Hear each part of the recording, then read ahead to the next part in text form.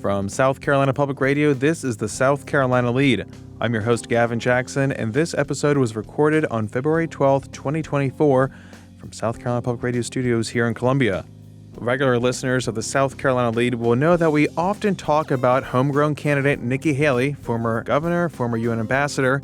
So I figured we'd bring on a guest to talk about Nikki Haley, and who knows her better than Nikki Haley. Yes, that's right. All right.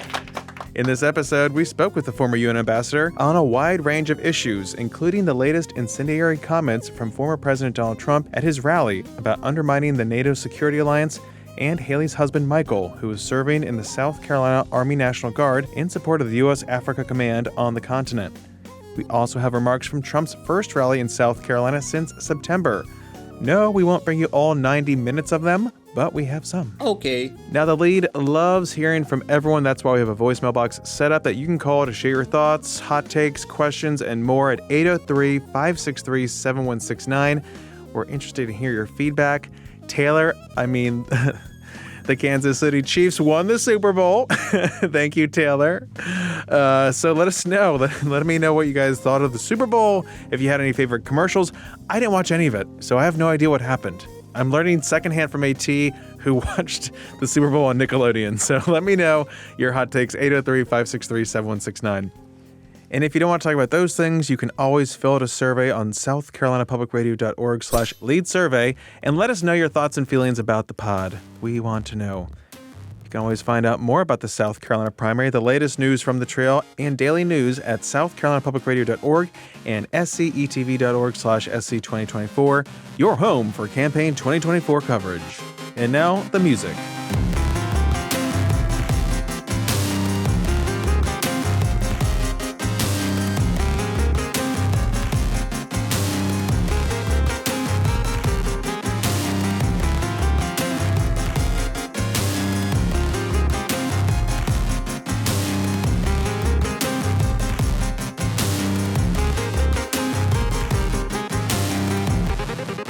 And enough of the music. I said enough of the music. Thank you. Former Governor Nikki Haley, the only Republican standing between former President Donald Trump and the Republican presidential nomination, kicked off her Beast of the Southeast bus tour Saturday, with multiple stops in the Midlands that day and one in Orangeburg on Sunday. She had 2 stops on Monday and 3 planned for Tuesday, with more expected this weekend. But we caught up with Haley for our first sit-down with her since last May. We hopped on board her bus and talked about a multitude of topics. Governor, thanks for making time for us on your bus tour. We're in the final days of the South Carolina campaign trail, and I wanted to talk to you about a couple things we've been seeing and hearing from your main opponent right now, of course, former President Donald Trump. We just saw him in South Carolina for the first time since September this past weekend, and he had some multiple things to say, but one of them, we'll listen to a clip that he played discussing your husband, Michael, and we'll play that clip right now. Then she comes over to see me at Mar-a-Lago. Sir, I will never run against you. She brought her husband. Where's her husband? Oh, he's away. He's away. What happened to her husband? What happened to her husband? Where is he? He's gone. He knew. He knew.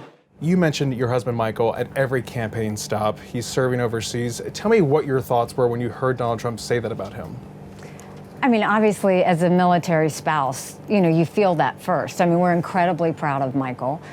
But we're also proud of every military man and woman who serves and their military families. It's a family sacrifice. And so the first thing I thought about, obviously, was, yes, my kids, his parents, all of that. But you go to the bigger story. It's not personal in the respect of South Carolina is a strong military state. My brother was a veteran from Desert Storm. Michael served in Afghanistan. Now he's serving overseas. It's a sacrifice. And the idea that this keeps happening over and over again from him, to whether he said in Arlington Cemetery, what was this for? Or whether it's him saying they're suckers, or whether he's saying this about my husband. You can't say something like that and say that you respect the military. And whose shoulders do you think we stand on? Because it's every man and woman who's ever served. We stand on their shoulders because they believed in something bigger than themselves, and they were willing to sacrifice for it. And to have someone mock anyone in the military is a problem. And it's another reason why he brings chaos and just division to everything he touches. Is that disqualifying for him to become president again? I don't even think you should have a driver's license if you talk bad about a member of the military. I certainly don't think you should be president of the United States. Trump also calls you a globalist warmonger, among other things that he says, who wants open borders. How do you respond to those claims when people say you want war? Everything he said yesterday at the rally was a lie. Everything. You can look at all of it. We can fact check every bit of it. We passed the toughest illegal immigration law in the country. President Obama sued us over it and we won. So you can't say I'm for open borders because I think we haven't done enough and I don't think he did enough. Then you go and you look at wars. You don't have a loved one in the military and want to see them go to war, but you obsess over preventing war. That's what I focus on is what do we need to do to prevent war? What do we need to do to make sure our men and women never have to go fight a war overseas? That's what I've always focused on. He knows that. But look, when you can't say the truth and win, then the only thing he knows to do is to lie to win. And, that says more about him than it does about me. Well, Governor, it's been nearly 2 years since Russia invaded Ukraine. A lot of folks say that you focus too much on Ukraine instead of the southern border. How do you respond to that? What about Congress now, the Republicans in Congress, scuttling that bipartisan border deal that also had funding for Ukraine in it? First of all, border security is priority number one. America's acting like it's September 10th, and we better remember what September 12th felt like. It only takes one person to cause a 9/11 moment.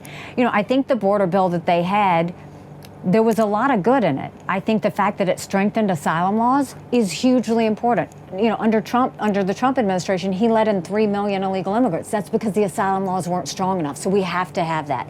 The part where the bill was weak was it didn't allow for remain in Mexico. Very important to make sure no one even steps foot on U.S. soil. And it had a 5,000 person threshold. We don't even want one person coming over that's illegal. But what they should have done, there are two things that went wrong. One, Congress should stay in D.C. and not come home until they figure this out and get the job done. Two, President Trump does not need to tell them not to do anything until the election because you're putting every American in harm's way by saying that. That's the problem, is he's more focused on himself than he is on protecting the American people. But Congress needs to do their job because they've pushed the can down the road long enough, and we can't continue to have what's happening on the border happen. But you would have supported that bill as it was, the way it was? No, I think they needed to go in there and strengthen it. It wasn't strong enough, and we needed to do that. In terms of Ukraine, I'll tell you that the one thing about that is I don't think we should give any country cash because you can't follow it and you can't hold it accountable. But the reason people should care about Ukraine is because Putin said once he takes Ukraine, Poland and the Baltics are next. Those are NATO countries that immediately puts America at war. This is about preventing war. So I think we should support them, giving them the equipment and ammunition they need to win. We'll talk about NATO in a moment. But do you think the Republican Party is falling apart under Donald Trump right now? You're talking about Congress, you're looking at the RNC. This race alone, what do you think? Look at just this last week. You had Trump lose his immunity case, which he's got a lot of cases he's going to have to deal with. He, by his own words, has said he's going to spend more time in a courtroom than on the campaign trail. That's a problem. He spent $50 million of campaign contributions on personal court cases. The RNC is broke. I don't know how they think they're going to defeat Biden that way. Republicans lost a bill on Israel. Republicans lost a bill on the border. The RNC chair lost her job. Trump had his fingers in all of that. It's total chaos. We can't continue to live like this. We can't continue to go like this. And that's why in every general election poll, you see Trump does not beat Biden. You look at all of those same polls, and I beat Biden by up to 17 points. And you think about what a win like that would be. That's bigger than the presidency. That's House, that's Senate, that's governorships. But it's a mandate going into D.C. with a double-digit win to stop the wasteful spending and get our economy back on track, to get our kids reading and go back to the basics in education, to secure our border, not let them go home, no more excuses, and to make sure we prevent wars around the world. That's what we want, is to have a strong and proud America again. Why can't folks quit Donald Trump then? What is this? Look, I think that a lot of people see that when he was in office, he never got a moment's peace or an ounce of credit. I'm the first one to say I voted for Donald Trump twice. I was proud to serve America in his administration. But we have to look at the losses. He lost in 2018. He lost in 2020. He lost in 2022. How many more times do we have to lose before we say, okay, maybe he's part of the problem? We were just talking about foreign wars, and he also made a comment about NATO undermining the security of the NATO alliance. We'll play that clip right now. They asked me that question. One of the presidents of a big country stood up and said, well, sir, if we don't pay and we're attacked by Russia, will you protect us? I said, you didn't pay? You're delinquent? He said, yes, let's say that happened. No, I would not protect you. In fact, I would encourage them to do whatever the hell they want. You got to pay. You got to pay your bills. What's your reaction when you hear that clip, when you hear those words? It's irresponsible at best, and it's reckless to even imply something like that. Understand you're siding with a thug who invaded a pro-American, freedom-loving country, and 500,000 people have died and been wounded because of it. This is the same thug, Putin, who kills his opponents. This is the same thug who has wanted to destroy us forever. I worked with Russia every day at the United Nations.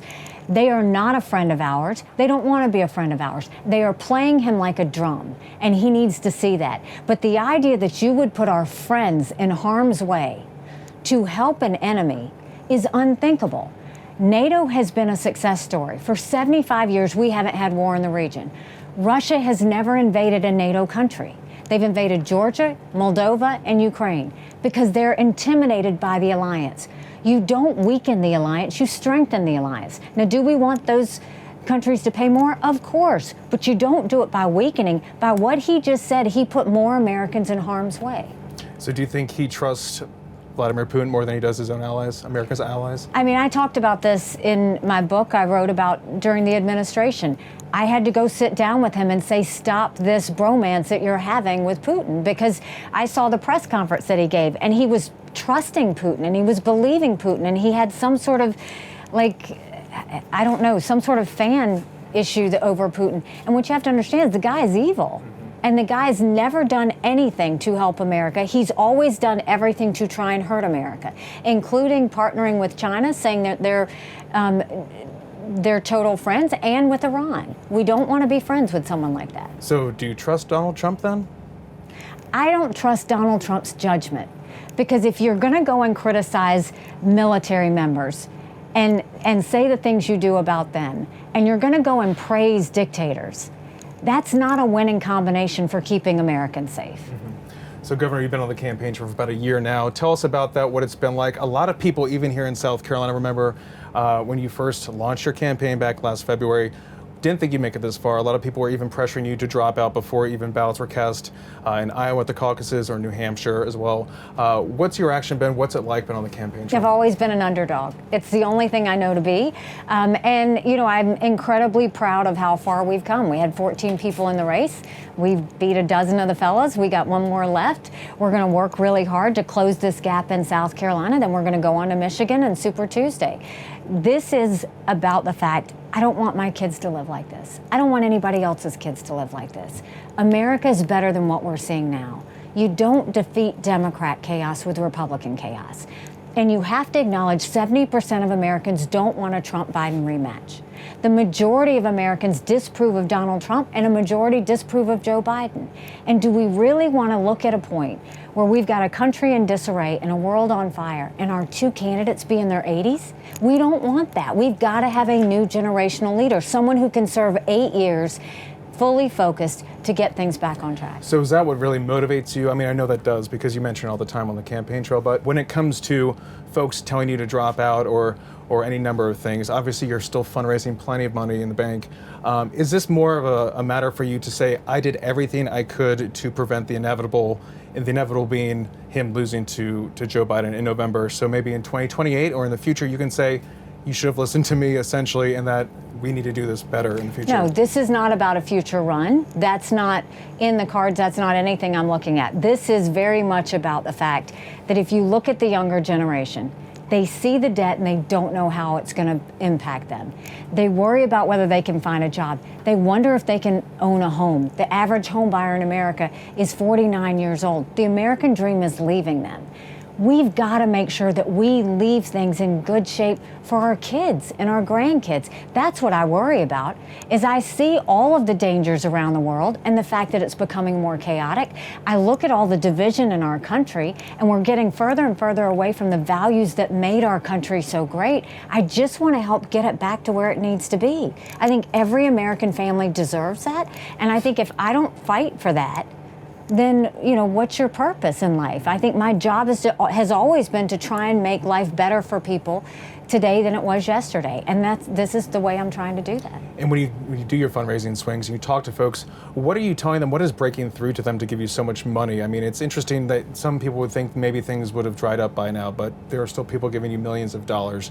What's getting through in your opinion? Well, I think first you have to look, these aren't like big donor bigwigs that everybody likes to say. I've had 250,000 donations from all 50 states. 95% of those are $200 or less. These are grassroots donations that we're getting from people who are tired of the chaos. They're tired of the division. They want to see Republicans and Democrats respect their taxpayer dollar. They worry about their kids. They want a country that's at peace and safe. That's what people want. And so when you talk about it and they hear it in a way that's, one, normal, two, they know I've got an executive experience, but I've also dealt at a foreign policy level where I dealt with Russia, China, and Iran every day, that's where they see us want to go. And so they encourage me because they, too, have hope and faith for our country. And wrapping up here, Governor, we heard that you were requesting Secret Service protection. Tell us a little bit about that. What's so credible? What you're facing on the campaign trail right now? I mean, when you put yourself out there, you're going to have threats. The threats have increased. We've had a couple of different swatting incidents. We've had some threats that have come across. It's been things that get uncomfortable. Have you ever been approached or anything ever happened to you? Well, we're not going to talk about what the threats are, but I will tell you, I'm not stopping. That doesn't slow me down. It doesn't stop me. They've filed for us to get that. We're going through whether we get it or not because we think that this country, we have a country to save, and I'm going to keep on pushing. Mm-hmm. And then also looking at the folks that were in this race too, Senator Tim Scott obviously was in this race. Yeah. He had a lot of money, and you're still here. He's not. Any thoughts on him and how he's gone about endorsing former President Donald Trump too?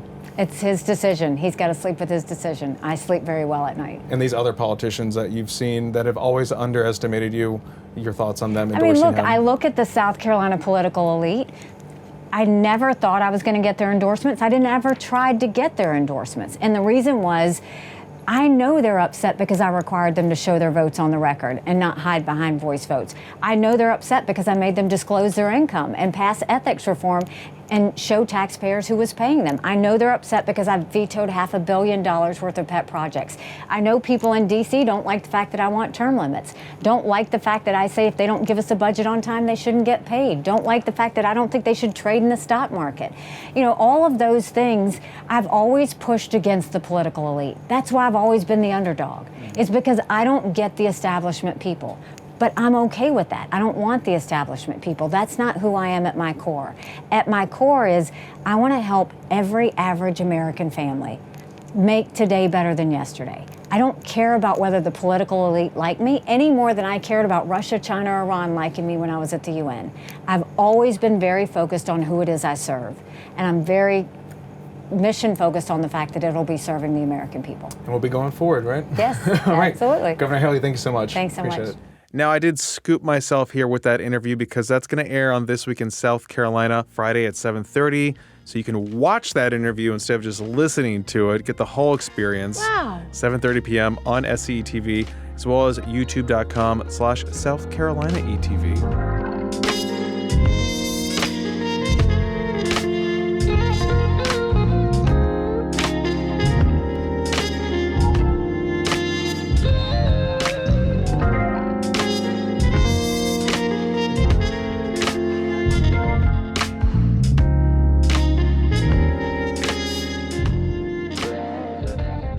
Okay, music stop.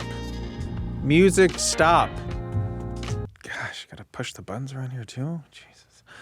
Anyway, while you heard all those Trump clips in the interview with Haley, I want to give you more perspective on what he said during his 90-minute speech, including some Haley attacks and other statements. Awesome. Trump was before some 3,300 folks at the HTC Center at Coastal Carolina University in Conway. Go Chanticleers. And in this clip, it was the most explicit he's ever been about how he got Haley in his cabinet as ambassador to the United Nations. This is something he's alluded to before, and we've drawn the dots together on. And of course, it was a thank you to Governor Henry McMaster being the first statewide elected official to endorse Trump back in 2016, back when McMaster was just Governor Haley's lieutenant governor. Take a listen. She did a job. She was fine. She was okay. But I didn't put her there because I wanted her there at the United Nations. That was up to me. I wanted to take your lieutenant governor, who's right here, and make him governor. That's what I wanted. And I wanted you to have Peggy as a first lady. Got the best first lady. So that's a lot of truth to that, too. Because this man, when I was campaigning, for a long time I got along with her, made contributions to the governor. She'd always called contributions for years. And then I decided to run, and I said, one person I know I have is Nikki. I have Nikki Haley. Tricky Nikki. I have Haley. And so now I announce, and I call various people for endorsements. I don't think they mean much unless it's my endorsement, right, Henry? It doesn't mean much.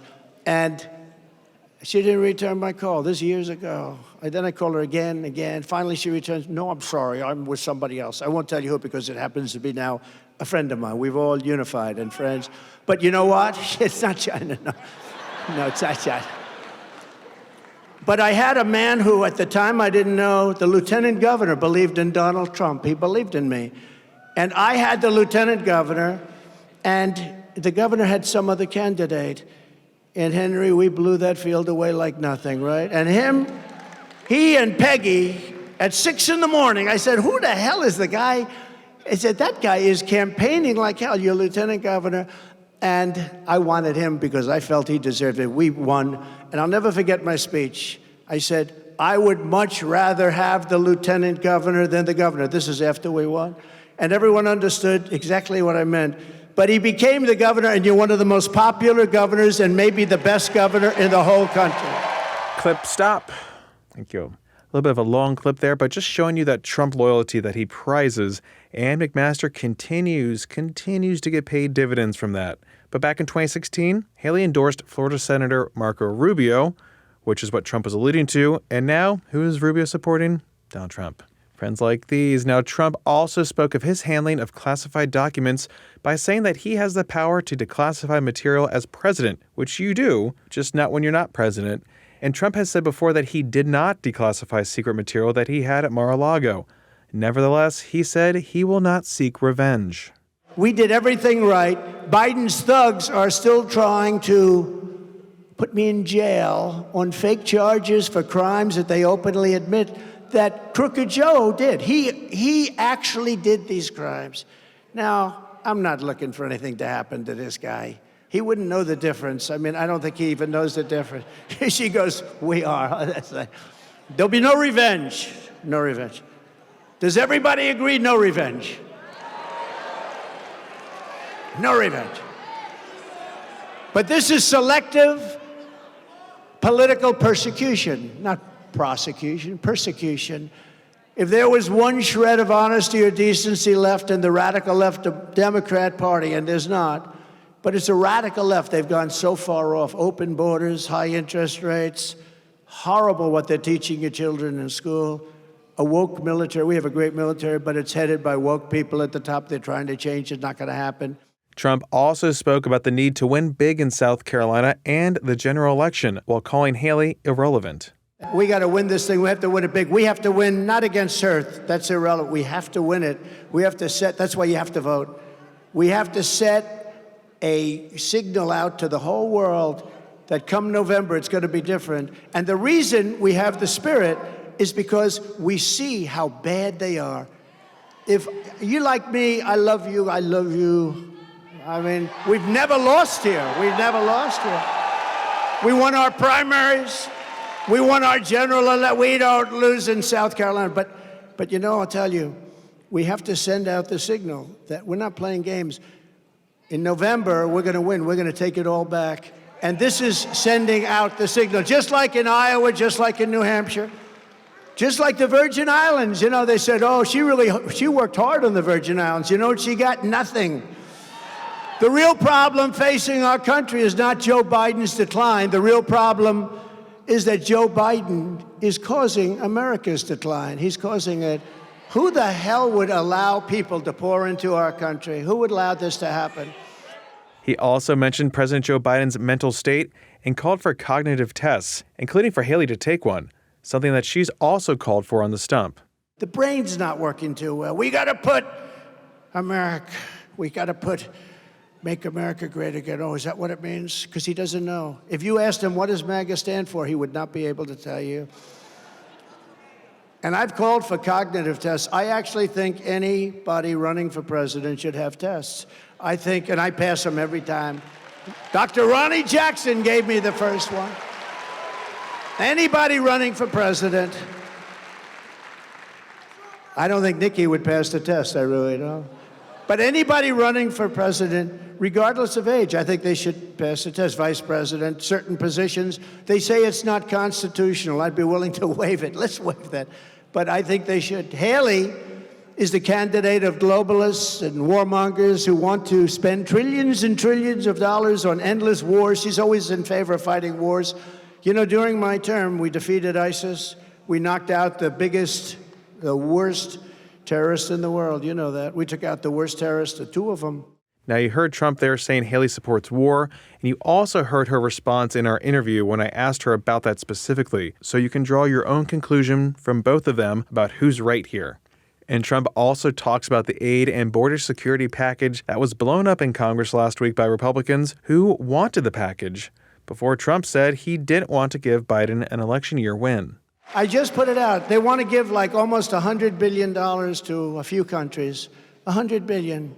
And I said, and I'm telling you this is breaking news. We have breaking news.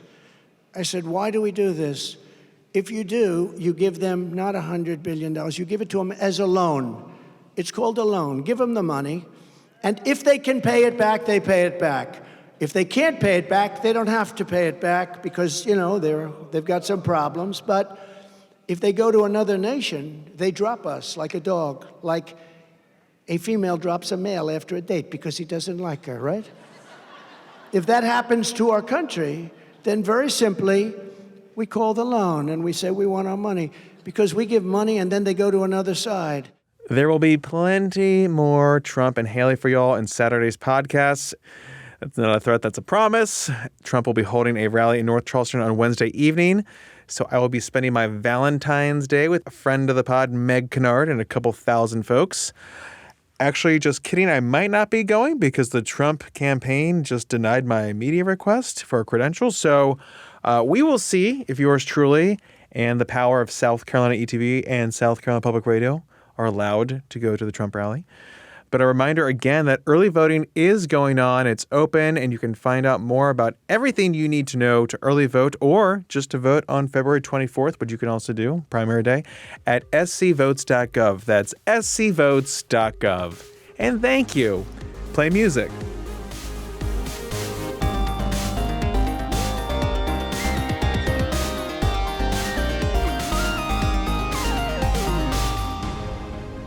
Welcome to the wind down section, our little break from the news.